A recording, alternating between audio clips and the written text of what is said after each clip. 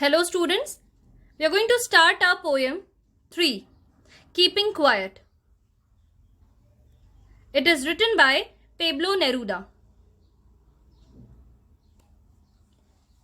Pablo Neruda is the pen name of Neftali Ricardo Reis Bosalto, who was born in town of Parral in Chile. He is a poet, diplomat, politician. He won the Nobel Prize of Literature in the year 1971. He used to write with green ink, which was his personal symbol of desire and hope. His writings are simple, wherein lies their beauty. Originally, this poem is written in Spanish. The essence of this poem is based on introspection and retrospection. The poet feels that some soul searching in need for us to be peace with ourselves and others.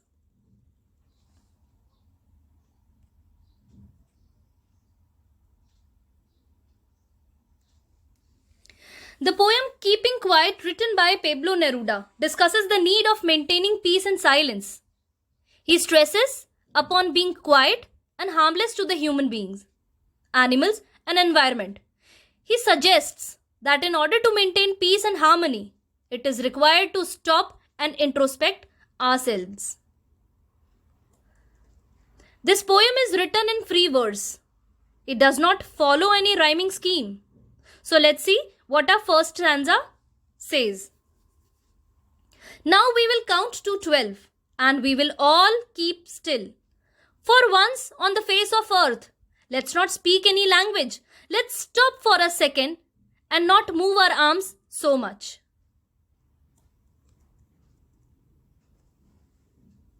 Here, the poet is asking humanity to count number 1 to 12. 12 being the number of hours shown in clock, or the number of zodiac signs, or the number of months. He requests everyone not to speak because of language barrier. The moment when everyone stops moving their body will be very special and different, as we have never experienced such movement before. Here there are few words which are used as pun. For example, if we talk about the word arm over here means hands as well as weapons. So poet has asked us to keep quiet and keep still. Not to move our arms, not to move our hands, not to move our mouth. Here he has asked us not to speak any language because language is the barrier. Okay? So he has asked us to sit quiet, still. He has asked us not to speak any language since it is a barrier. And he has asked us not to move our arms so much. So arms means not to use our weapons, not to fight, not to move our hands to work. The poet asks everyone to count to 12 in their mind. The number 12 represents hours of the day or months of a year. He wants all of us to be calm and still. People across the nation have to unite together. So they shall not speak their own languages. Rather, they all shall keep quiet and speak language of silence. This will bring unity among all the humans on the face of earth. For at least one moment, no one shall move his arms, either to signal or to fight or to argue with each other. I just hope my first stanza is very clear to all of you. Let's move on to the second stanza.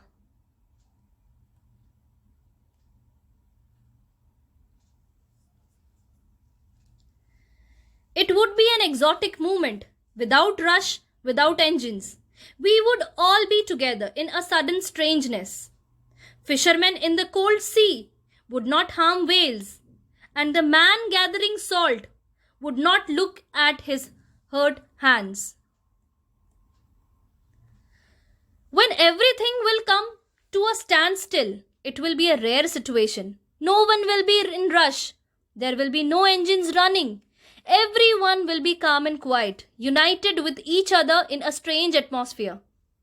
It will be strange because it has never happened earlier. No person would be harming any other living creature for food or to earn his livelihood. All the people who work endlessly will get some time to look at their injuries and damage they have caused to their bodies.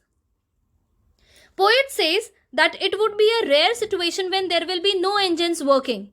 Here we want to stay that if everything comes to standstill, it will be a very different moment. If all the engines like the vehicles or machines stop, then there will be a sudden strange situation as the world will explain a sudden calmness. People will not be in rush to achieve material things, one after another. Further, the poet says that fishermen will also stop and not harm whales in the sea. This means that the poet is urging everybody not to harm animals. Here he gives the example of whales, which are being hunted for the purpose of food or trade. He also wants people to calm down so that they can stop and see what they have achieved or lost. For this, he gives the example of man who gathers salt, whose hands are hurt. Here, he wants everyone to stop for a while in order to see and feel their achievements and how much they have lost for the sake of attaining such materialistic things. Here, literary device which are used is alliteration. Hurt hands. Let's move on to the further stanzas.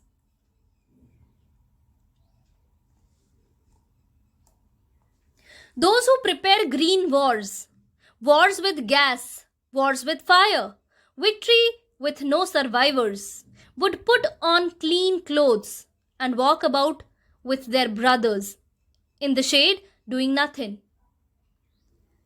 What I want should not be confused with total inactivity. Life is what it is about. I want no truck with death. The people who exploit the green wealth of nature by deforestation or mining or fishing in the deep seas, and the soldiers who use weapons to kill fellow human beings need some time to introspect into the consequences of their actions. They are merely doing their jobs or following orders. He wants them to put on new clothes, that is, to adopt new approach towards life and to realize that killing so many people is not a victory.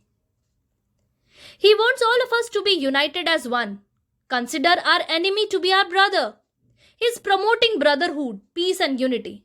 He does not want us to stop our work, but to take some time and analyze the result of our deeds. The poet asks everyone to stop those activities which are damaging the environment.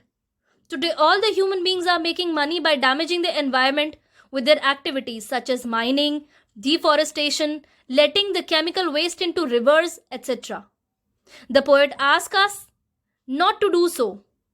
He also requests people not to involve in wars, as there is no benefit of achieving such victory on which the people are dying, are losing their lives. He says so because wars and environmental damage will lead us to nowhere. It will damage our life on earth. Rather, he wants people to adopt a new approach towards life and mankind. He says that you should treat your enemy like brothers and promote peace and harmony in the world. Again, here literary devices which are used is alliteration, wars with.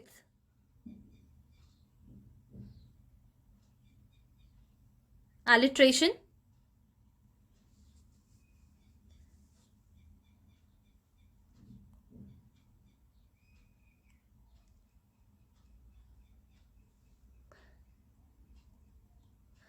Now let's move on to the fourth stanza.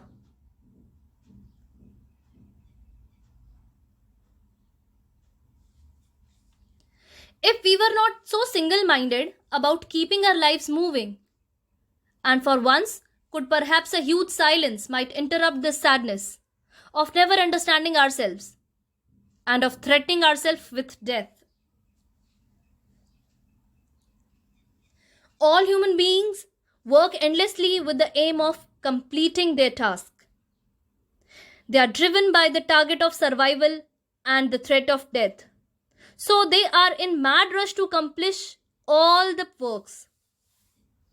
He says that perhaps if they pause for a while, they can appreciate their achievements and their lives would become happier.